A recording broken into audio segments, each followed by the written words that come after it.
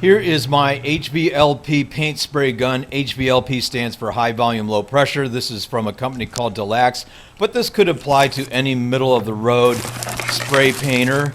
And I'm just going to give you a quick overview of the components. There's the gun itself, there's the paint canister, there's the tubing, and there's some accessories that we're going to use to assemble this paint spray gun. There's a collection of nozzles also. And what we need to do first is just make sure we've got all our parts, of course, and then we're going to attach the actual gun, that blue portion, that's the power portion, to the canister. And once that canister and the assembly that attaches the canister to the gun is in place, you can lock it in place with that turn knob.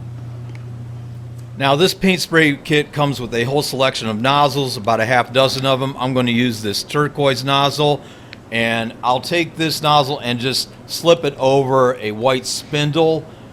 The nozzle and spindle combined are what regulate the flow of paint out of the gun, and it's easily adjusted with just a trigger. And I'll just give you an up-close demo without paint. And you can see trigger depressed, here comes the paint. This particular sprayer gun is corded. I don't do commercial spraying, so I don't need top of the line. You can get cordless models for a few more bucks. Now these two plastic pieces assembled together along with the screw-on cap, and then you screw on this assembly and your gun is almost ready for use. You just got to mix your paint. Today I'm going to paint roofline trim, wooden trim along the roof line of my house. I'm using a latex exterior paint, and I found the best ratio was 4 parts paint to 1 part water. So 80% paint, 20% water. So for the purposes of painting wood trim, I like that runny effect right there, an unbroken thin stream of paint. With a higher ratio or higher percentage of water, I'm going to have paint that's way too runny, and less water or less percentage of water, the paint's going to be too thick. It won't atomize correctly out of the gun. And using a paint sprayer versus a brush or roller means you're definitely going to have dripping paint, so get your drop cloths and your old clothes ready to go. It's a good idea to take your paint sprayer for a test drive before you actually use it on your project. Here I'm going to demonstrate how not to spray. If you have a heavy trigger finger, you're going to have too much paint on the surface, and that's what happens. You've got runny paint. Now I haven't changed the ratio, I haven't changed the mixture. It's the exact same paint mixture, but just being a little careful with your trigger finger means the paint will go on smoothly. You won't overspray, you won't have a lot of runny paint.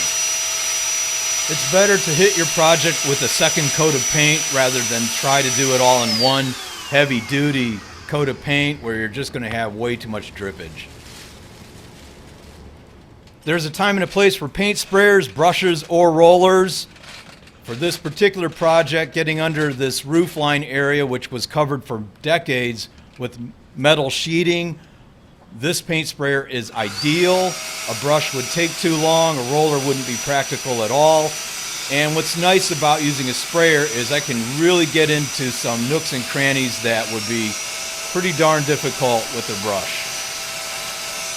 I tackled this side of the roof line, this side of the house, in about an hour's time. A brush would have taken me easily half a day, and I still wouldn't have gotten all the nooks and crannies. A lot of them you can't see in this video. So spending 45 bucks on this sprayer, that's right, I spent less than 50 bucks. I was able to tackle the entire roof line on my home. I could have easily spent the same amount of money renting a paint sprayer, so purchasing a lower end one was the way to go. I imagine the pros, which I am not, use sprayers quite a bit, especially around trim like windows and doors. I personally don't. I think the time it takes to tape up a window or door and then use a sprayer is pretty much offset by just breaking out a hand-operated brush and using the brush, but you know, your mileage may vary. I guess that's a matter of opinion. Anyway, I decided not to tape off or mask this roofline project because overspray wasn't an issue. I ended up just breaking out a brush and applying the blue paint that you see by hand without using any masking or tape. Hope this video helps you with your paint project. If it did, please subscribe to my channel.